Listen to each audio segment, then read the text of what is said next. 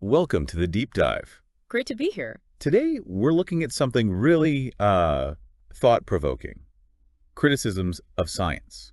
Yeah, Now, this isn't about just, dismissing science or saying it's wrong. not at all. It's more about understanding it better, Mhm. right? Examining its assumptions, its methods, how it fits into the world. Exactly. And we've looked into a whole range of ideas on this from lots of different angles. Definitely. And for you listening, maybe you're someone who likes to get your head around complex topics pretty quickly, but, thoroughly. Without getting overwhelmed. Right. This is sort of designed as a way to understand these different viewpoints on science, find those aha moments, hopefully. We're cutting through some of the denser stuff to get to the core arguments. Yeah, so our mission, if you like, is to explore these critiques. Philosophical ones, social ones, even criticisms coming from within science, Yes, yeah. to give you a much richer, more complete picture of what science is all about. Okay, sounds good. So let's jump right in. Maybe start with the big foundational questions, the philosophical critiques. No place to start. There's one really interesting figure here, Paul Feyerabend. He had this idea, epistemological anarchism. Sounds pretty radical. It does. But what he was basically saying, I think, is that there aren't these fixed, unchanging rules that always lead to scientific progress. Uh-huh. And he argued, maybe controversially, that science shouldn't automatically be seen as, like, superior to other ways of understanding the world. Like mythology or art or religion. Exactly. He felt that science's dominance could actually become well, he used the word authoritarian in how we think about knowledge. So the takeaway is maybe science isn't this single rigid system we sometimes imagine. Yeah, and being aware of that might open us up to other ways of knowing things. That's fascinating, and it ties into something else he and Emre Lakatos pointed out, right? This difficulty. Oh, distinguishing science from pseudoscience. Exactly. How do you actually do that with objective, clear-cut rules if the rules aren't as solid as we think? Mm. It makes you question how universally applicable science really claims to be. It's like, trying to define game. Easy for chess, harder for other things. Right, the fuzzy edges. And Feyerabend took it further, didn't he? Questioning science's own bedrock assumptions. He did. Things like the uniformity of law and uniformity of process. Basically, the idea that the universe's rules are the same everywhere and haven't changed over time. Uniformitarianism. Right. But Feyerabend asked, okay, where's the scientific proof for that very assumption? Stephen Jay Gould talked about this too. Yeah. Feyerabend argued science hasn't actually proven it scientifically. He even said something like, we have to realize that a unified theory of the physical world simply does not exist. Wow. His point was science sometimes ignores or even suppresses things that don't fit the current model. So there are limits built into the system itself. It's not dismissing science, but saying it operates on assumptions that aren't themselves proven by science. Yeah, exactly. Like using clues, but never asking where the first clues came from. And it wasn't just Feyerabend questioning the sort of fundamental nature of it all. Jacques Barzun, the historian, Oh, yeah. He had that really strong quote, didn't he? called science a faith as fanatical as any in history.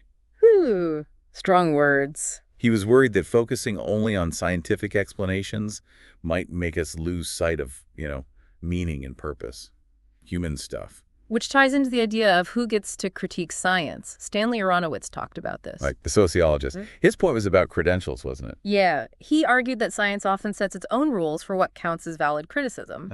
And usually only people inside the scientific community with the right qualifications are seen as, well, allowed to critique it properly. He made that comparison to religious fundamentalists using scripture to prove scripture. Right. Scientists using science to validate science. So if the only critics allowed are insiders, how open can the system really be to fundamental challenges from outside? Good question. Who sets the agenda for what's even a valid question to ask? Absolutely. And speaking of fundamental assumptions, Alan Watts had an interesting take.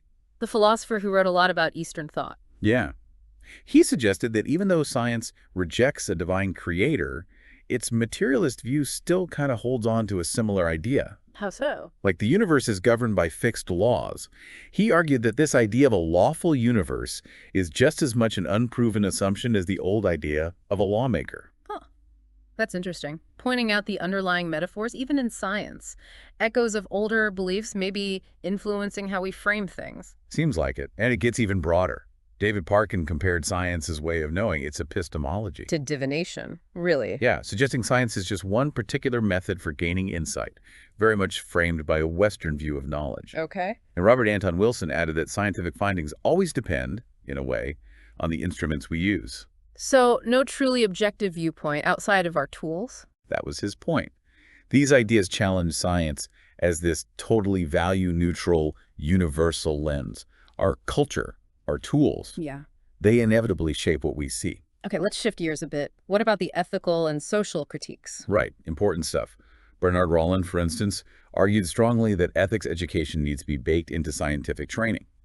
Makes sense, given the power science has. Absolutely. Yeah. As tech advances, the ethical questions just get more complex, don't they? So building that into how scientists are trained seems pretty crucial for, responsible innovation. Definitely. And then you have social scientists like Tim Ingold or critical theorists like Adorno. Their concern was more about science getting too tied up with economic or technological interests, right? Yeah. The worry that the push for profit or new tech might overshadow other important things. Like basic research or societal impact. Exactly. It speaks to how outside forces might steer scientific priorities if funding mostly follows the money or the tech. Other areas might get neglected?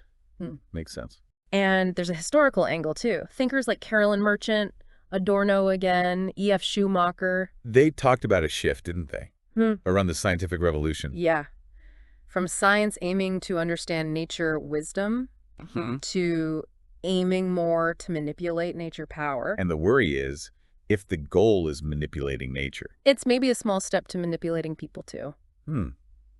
That connects to the critique about quantification, doesn't it? Science focusing so much on numbers. Right. Measuring everything numerically can mean you overlook the qualitative stuff, things that are harder to measure but still really important to human experience. Okay, so we've covered philosophical, ethical, social critiques. Yeah. What about critiques from science itself? You mentioned methodologies. Yes, this is really fascinating. Methodologies is basically science studying itself. Science looking in the mirror? Exactly. Trying to figure out how science is actually done and how to make it better, more efficient, more reliable. And what has it found? Well, some pretty significant weaknesses, actually. Uh-oh. One big one is the replication crisis. Heard about that, especially in social sciences. Yeah, social sciences, psychology. But increasingly in medicine, too. It means lots of published studies. When other scientists try to repeat them exactly, They don't get the same results. bingo. Which tells you science isn't infallible, and that checking each other's work replication is vital. But there are hurdles. Big ones. Journals often aren't that interested in publishing studies that just replicate something else, especially if the replication fails to confirm the original finding. So it's hard to disprove bad results. It can be. There's even a name for it, the Proteus phenomenon. Early attempts to replicate often contradict the original finding. Huh. And it's not just replication, right? Metascience points to biases. Oh, definitely. Cognitive biases, we all have them, scientists included. Things like motivated reasoning. Wanting your hypothesis to be true. Kind of unconsciously favoring evidence that supports it, yeah. And confirmation bias, interpreting results in a way that fits what you already believe. And the system doesn't always catch these.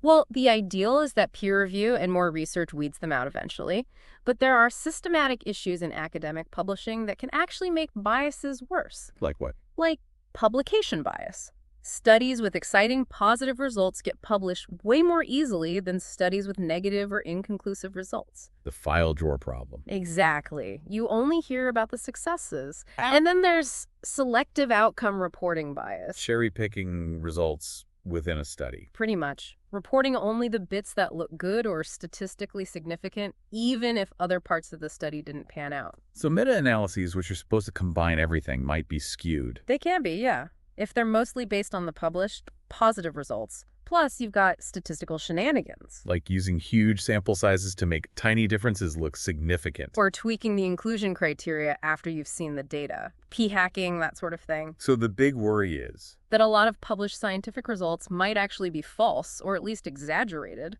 wow, that's quite an internal critique. It is. But it's vital for science's health, right?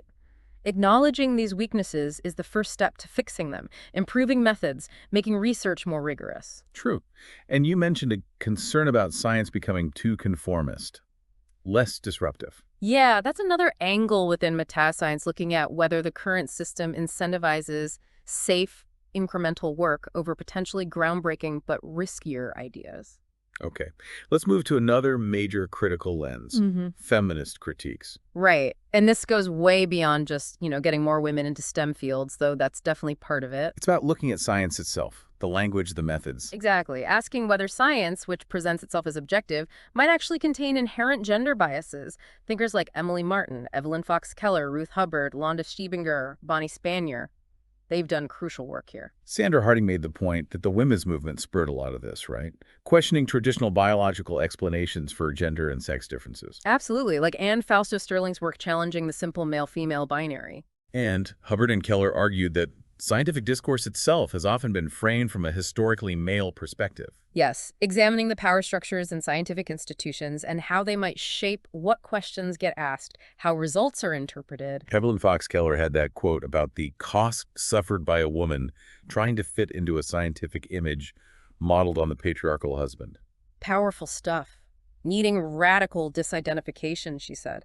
It points to the pressure to conform to certain, maybe traditionally masculine ideals of objectivity to be taken seriously. And Emily Martin's work on language gives a really concrete example. The fertilization example? Yeah, how it was traditionally described the sperm as active, heroic, penetrating the passive, waiting egg. Even when the science showed the egg was actually playing a really active role in capturing the sperm and initiating fusion. Martin pointed out that the old active sperm-passive egg metaphor just stuck around for ages, even contradicting the newer research. And Scott Gilbert, a biologist, backed her up, saying basically, if your mental model doesn't allow for an active egg, you won't even look for the evidence. Shows how deep cultural assumptions about gender can run, even in describing biology. It really does. Okay, how about science out in the world, interacting with media and politics? Always a tricky area. The media often struggles to report accurately on complex science debates. Lack of expertise among journalists sometimes. Often, yeah. It's hard to weigh the credibility of different scientific claims without deep knowledge of the field. Leads to oversimplification, sometimes misrepresentation. And then you add politicians into the mix. Right. Politicians often want certainty, clear answers for policy. Scientists usually deal in probabilities, caveats, ongoing research. Different languages almost. Very different. So when politicians communicate science, that gap can distort the message. Think about the MMR vaccine controversy in the UK. Or the Edwina Curry salmonella in eggs thing. Exactly. The way those were handled politically and in the media really affected public understanding and trust. Translating scientific nuance into political sound bites is tough. And there's the bigger argument, too, that scientific theories themselves aren't created in a total vacuum. Influenced by the times. Yeah, by the dominant political, economic, cultural ideas. Yeah. Peter Kropotkin argued Darwinism reflected Victorian capitalism's focus on competition. And Karl Marx saw science as driven by capital. Suggests science isn't totally immune to the society it exists in. Funding, research questions, interpretations. They can all be shaped by broader forces. And sometimes that influence is much more direct, right? According to people like Robert Anton Wilson, Aronowitz again, Feyerabend. The military-industrial complex. Corporate funding. Yeah. They argued these exert huge influence through grants and funding.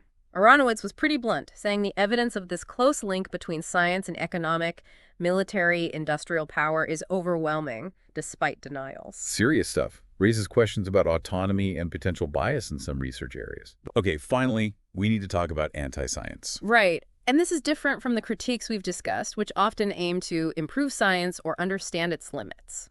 Anti-science is more of a rejection. Yeah, a rejection of science and the scientific method itself as a valid way to gain knowledge often goes hand in hand with anti-intellectualism. We see it in rejecting climate science, evolution. Belief in pseudoscience, conspiracy theories, some alternative medicine. And worryingly, low trust in science is linked to political extremism and distrust of medical treatments like vaccines. Are there historical roots to this? Oh, yeah. Even back in the early days, you had skeptics like Hobbes. Later, the Romantic movement reacted against the Enlightenment's focus on reason. William Blake Hated Newton. saw Newtonian science as a materialistic cage, spiritually empty. W.H. Auden said Blake made a complete break with that worldview. And Nietzsche questioned scientific dogmatism, too. In the gay science, yeah. He pointed out that even pursuing scientific truth rests on a kind of faith that truth is valuable. Then there's the term scientism. Used critically, yeah. For when scientific ideas are applied inappropriately outside their proper domain. Almost like a blind faith in science is the only way to know anything. Reductionism gets used like that sometimes too. Critically, yes. Oversimplifying complex things. Though, importantly, science itself has non-reductionist views too. Emergence, complex systems, knowing you can't always understand the whole just by looking at the parts. And anti-science has political dimensions. Big time. Elisa Menn and Darren Barney argued the label anti-science is often just used rhetorically to bash political opponents. Or their left-wing versions.